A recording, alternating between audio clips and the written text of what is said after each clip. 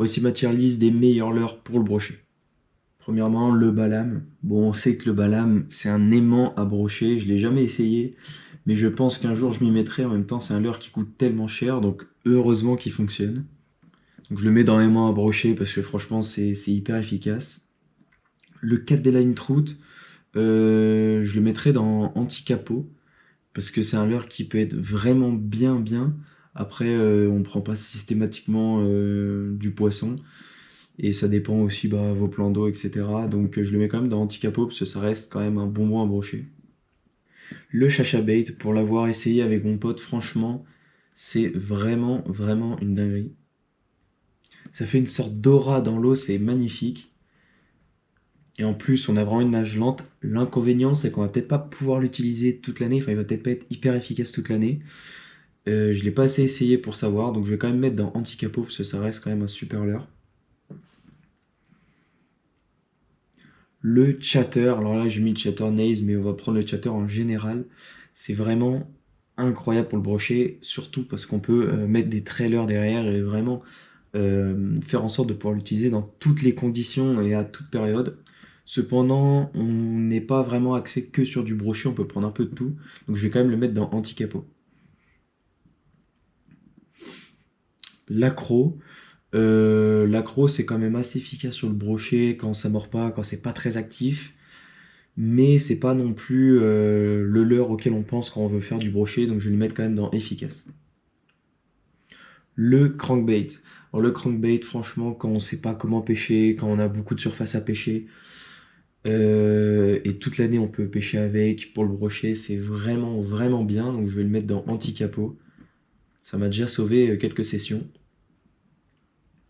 La cuillère, je pense pas le mettre au-dessus d'efficace, parce que ça reste aussi un leurre parfois qui va nous sauver notre session.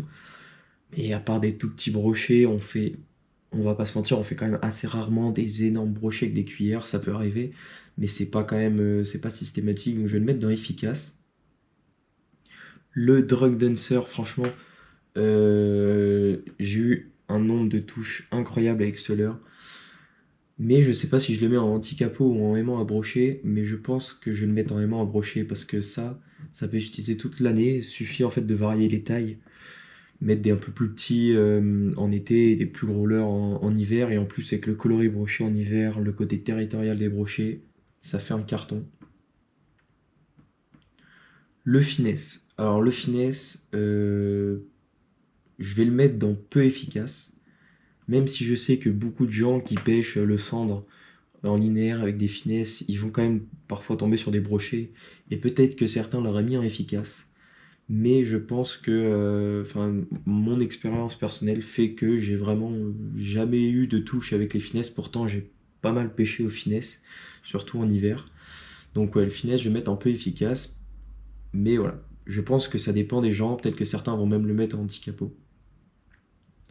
La frog. Alors, franchement, la frog, je vais mettre dans efficace. Pourquoi pas plus haut? Parce que la frog, c'est vraiment efficace qu'à un moment de l'année, quand les grenouilles sortent, style un peu dans l'été, début d'été, fin d'été. Mais après, l'hiver, ça sert à rien de pêcher avec une frog ou un leurre de surface et tout. Du moins, ça va être très rare de prendre des poissons avec des leurres de surface. Mais néanmoins, elle reste quand même un très bon leurre. Pareil, j'ai pas assez poncé la frog pour savoir si vraiment c'est hyper efficace ou pas, mais je pense pas la mettre dans la même catégorie que les anticapots. On va parler des leurres à queue grub dans une globalité plus large, mais le Twisted Junior, on va parler vraiment sur ce leurre de cette marque, parce que je le trouve vraiment efficace.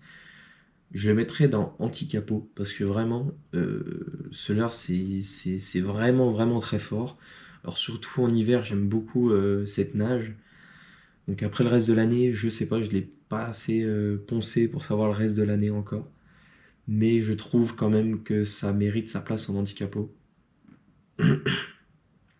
Le glide. Pour moi, le glide, ça fait partie des leurres incontournables pour le brochet. C'est des aimants à brocher leur nage. On peut l'utiliser toute l'année, même en hiver, en presque subsurface, on peut l'utiliser. Venir faire des pauses, etc. Franchement, c'est juste incroyable. Alors, le jerk, Le jerk, celui-là à queue grub. Je n'ai jamais essayé ce leurre, mais de ce que je sais, c'est vraiment... Ça va entre anti-capot et aimant à brocher, et je pense que je vais le mettre dans aimant à brocher. Parce que je vois énormément de gens avec ces leurres et réussir avec ces leurres. Le jointed répliquant, bon, celui-là, franchement, c'est vraiment un aimant à brocher. Donc je pense qu'il n'y a même pas de débat. Sur les leurres qui en haut, on va dire, c'est un peu les leurres grotesques que du brochet, quoi. En dessous, on a des leurres un peu plus généraux, on va dire. La lame vibrante. La lame vibrante, c'est pas un leurre que j'ai beaucoup... Enfin, avec lequel j'ai pris beaucoup de brochets. Donc je vais mettre dans peu efficace. Pareil, c'est peut-être plus axé cendre et perche. Alors le jerk minnow. Le jerk minnow, franchement, je pense que ça va dans un anti-capot. Pourquoi pas un aimant à brocher, parce que on peut prendre plein d'autres poissons avec le jerk minnow. Et pour moi, aimant à brocher, c'est vraiment des leurres qui sont consacrés à la pêche du brochet à 100% et qui fonctionnent à 100%. Alors peut-être que vous aurez mis le Cadeline Trout et le Chacha Bait du coup, mais c'est des leurres qui je trouve fonctionnent un petit peu moins bien. Alors je pense que c'est aussi subjectif et que c'est en fonction de chacun. Mais en tout cas, dites-moi dans les commentaires si vous aurez changé quelque chose. Alors la Muras, franchement la Muras, ça va être pour moi comme le Drake Dancer, c'est juste un aimant à brocher, c'est juste grotesque. C'est vraiment ce qui attire les brochets, la nage, la forme, les coloris, la tête plombée, enfin c'est vraiment incroyable. Le popper, alors le popper, franchement c'est pas le genre de leurre que j'utilise pour le brochet, je trouve que c'est un peu... Je saurais pas comment expliquer, mais je trouve que c'est vraiment pas les leurres que j'utilise pour brochet. Moi, la plupart du temps que j'ai eu un brochet, que je l'ai tenté au popper, ça m'a plus fait fuir qu'autre chose. Donc le popper, moi, je mets dans à éviter. Après, c'est voilà, c'est subjectif. Peut-être que vous l'aurez mis dans peu efficace ou dans efficace. Mais voilà, le popper, je me concentre plus sur le black bass, sur le chevenne, sur la perche. Mais sur le brochet, j'ai jamais réussi à faire un brochet au popper. Le Sandra, un des leurres avec lesquels j'ai fait mes premiers brochets. Je trouve que c'est vraiment un incontournable, même dans les esprits et dans la confection de leurre en France, en fait. Donc, c'est moi, juste pour ça, déjà, je le mettrais dans Anti-Capot. C'est un peu un des premiers leurres avec lesquels on pêche, un leurre qu'on a tous eu dans notre boîte et un leurre voilà, qui nous a potentiellement tous sauvés du capot. Le spinner. Le spinner, j'hésite entre anti-capot et aimant à brocher parce que c'est vrai que le spinner, le nombre de fois qui nous sauve dans nos sessions. Mais c'est vrai que le spinner, il y a des journées avec, des journées sans. Ça fonctionne pas toujours et pas sur tous les plans d'eau. Donc je vais quand même le mettre dans anti-capot. Alors le spintail c'est bien pour les petits brochetons qui sont bien actifs et tout. Mais spintail, ouais, c'est pas. Moi je vais le mettre dans peu efficace. Parce que je trouve pas non plus que ce soit vraiment le leurre approprié vraiment pour le brochet.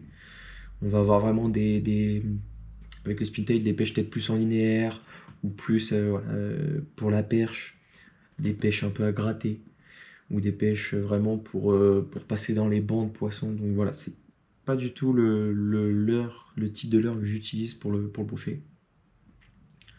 Le Vatalion, de ce que j'en ai écouté, c'est vraiment, vraiment, vraiment bien, mais je sais pas si ça s'utilise toute l'année. Il me semble que oui, donc je pense qu'on va partir sur un aimant à brocher.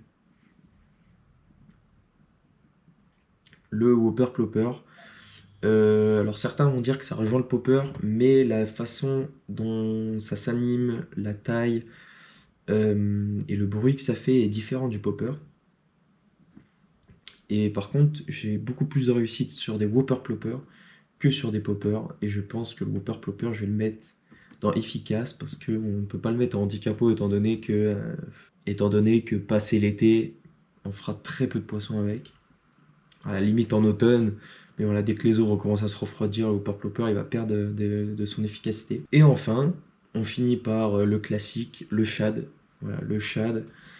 En général, peu importe toutes les tailles, pour moi ça va quand même dans anti-capot.